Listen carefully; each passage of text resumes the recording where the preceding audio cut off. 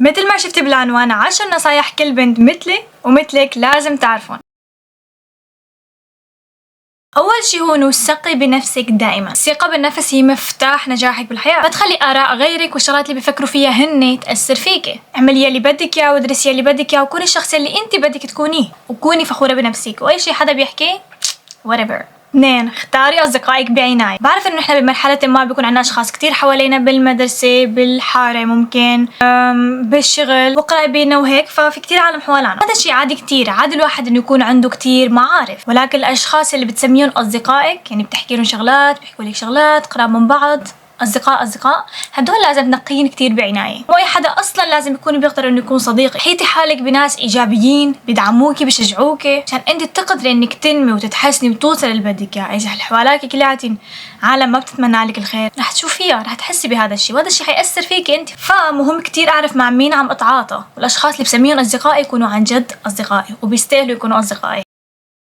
3. واللي هو حطي حدود. يعني مثلا إذا أنا شي مرة كنت بموقف وكنت ماني مرتاحة كتير، إني شعرت بعدم الراحة كتير، سهل إني أقول لا. ما تكوني خايفة إنك تقولي لا، لازم تعرفي قيمة نفسك، تحطي حدود وما تخلي حدا يستغلك. هيك بريح حالي من كتير شغلات، ما بخلي حدا يستغلني بسهولة. أنا بعرف نفسي وقيمتي مين وبحمي نفسي بهي الطريقة، ولكن هذا ما بيعني أني لا أكون لا خلوقة ولا لطيفة، واللي هي بياخدني على نقطة الرابعة، واللي إنه أنا أكون خلوقة ولطيفة. أكون طيبة مع الآخرين مو معناتها إنه أنا أخلي العالم تستغلني، لا، بس معناتها انه انا بطيبتي هي بقدر كمان اني اوصل لمراكز عاليه، بكسب احترام وبخلي العالم توثق فيني بهي الطريقه. لازم تعرفي تلاقي الحد بين انه ما تخلي العالم تستغلك ومع كلها تضلي انت لطيفه وتضلي محترمه. يعني اني احط حدود ما بيعني اني انا ما اكون لا لطيفه ولا اخلاقيه، واني اكون لطيفه واخلاقيه ما بيعني اني انا خلي العالم تستغل. فاذا عرفت الفرق كتير منيح بين هدول التنتين عن جد تعيش حياتك برياح. النقطة يلي بعدها واللي ممكن يكون في منكم ما يوافقوني الرأي، واللي هي انه تهتمي بمظهرك، ولكن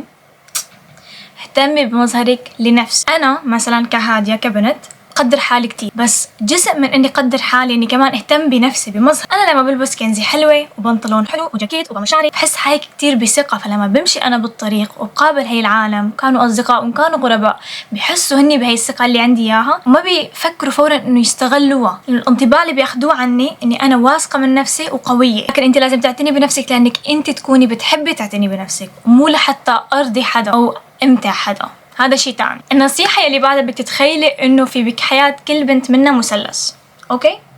وهذا المثلث فيه شغلات خاصة فيني، احلام خاصة فيني، افكار خاصة فيني، شغلات يعني تجارب صارت معي، شيء خاص، ولكن هذا لازم يكون خاص وإلي أنا بس، يعني خاص لهادية فقط. اللي عم حاول قوله أنا إنه لازم تحافظي على خصوصيتك. مو أي حدا لازم يعرف تفاصيلي الشخصية. ضروري أنا لما أشوف حدا من أول مرة أقعد أحكي له أنا شو بدي أعمل بالمستقبل. مو ضروري أبدا إني شارك تفاصيلي الشخصية مع أي حدا، ولكن خاصة إذا هذا الشخص ما كتير بوثق فيه، أو هذا الشخص بعيد عني، أو هذا الشخص أول مرة بشوفه، يعني أنا لازم لحد ما أحترم هي الخصوصية وحافظ عليها.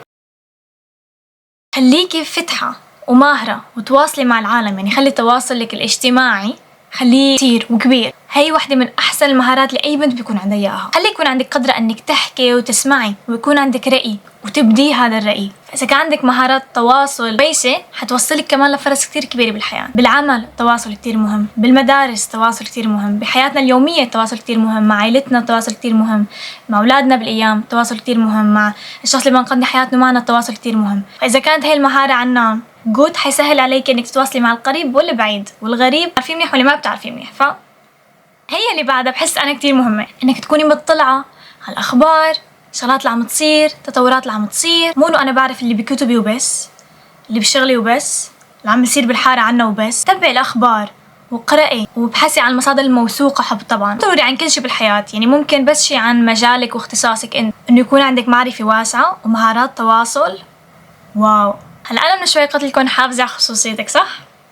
صح، ولكن كتير مهم إنه أنا لما أختار أصدقاء صح وأوثق بأهلي مثلا أو العالم اللي حوالي، إني شارك معهم نجاحاتي، شغلات اللي تحديات اللي عم تصير معي يوميا. هدول الأشخاص عن جد بتمنوا لك الخير وبتوثقي أنت فيهم منيح، اللي حيصير إنه حتاخدي كتير دعم من الدعم اللي أنت بتحتاجيه لتكفي أي شيء بحياتك. لأنه دائما نحن أي بني آدم بيوصل لنقطة بيضعف فيه أو بصير معه مشكلة بتكسره. على هيك كتير مهم إنه نحن فينا نكون عنا قادرين إنه نحكي هذا الشيء لحدا نحوالنا ونحصل على هذا الدعم لنقدر نكفي. أكيد أنا بحترم خصوصيتي، ولكن هذا ما بيعني إني أنا ما أحكي أي شيء لأي حدا، يعني في فرق صغير. هذا، واللي أنا عم تعلم كونه واللي هي إنه تكوني مستقلة. أنا كتير مسؤولة لكن ماني مستقلة، ما بقدر إني أعيش لحالي. أنا بصرف مصاري كتير، أوقات بخطط لشي بعمل بعكس ما أنا مخططة، هيك ما بقدر إني أعيش لحالي. ولكن مسؤولة يعني أنا عندي خطة واضحة للمستقبل وعم أمشي عليها. وأنا صحيح بصرف مصاري كتير، ولكن اللي بصرفه برجع بشتغل، اللي بشتغله برجع بضبه. يعني أنا بعيش حياتي وباخد قرارات سريعة وما بفكر بكل شي طبعا، لأنه هيك ماشي بعقد حياتي. لكن بنفس الوقت في شغلات لازم أكون عم خطط لها، شغلات لازم أكون مسؤولة عنها. لما باخد قرار إن كان لشيء بعيد المدى أو قريب أو سريع أو منيح أو غلط، باخد المسؤولية، بتحمل هاي المسؤولية. وبالنهاية أي واحد فينا رح يوصل لمرحلة ما إنه يعيش لحاله، إنه يتحمل هاي المسؤولية. وإذا من هلا أنت علمتي حالك تكوني مسؤولة ومستقلة، إذا من هلا عم تجهزي شيء لبعدين، بوقتها حتقدري تجهزي لشيء أبعد لسه. وهيك بتضلي دائما من تطور لتطور، من تعلم شيء لتعلم شيء آخر.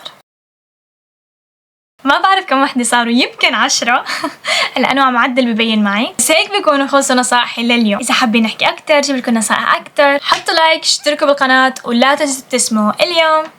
باي.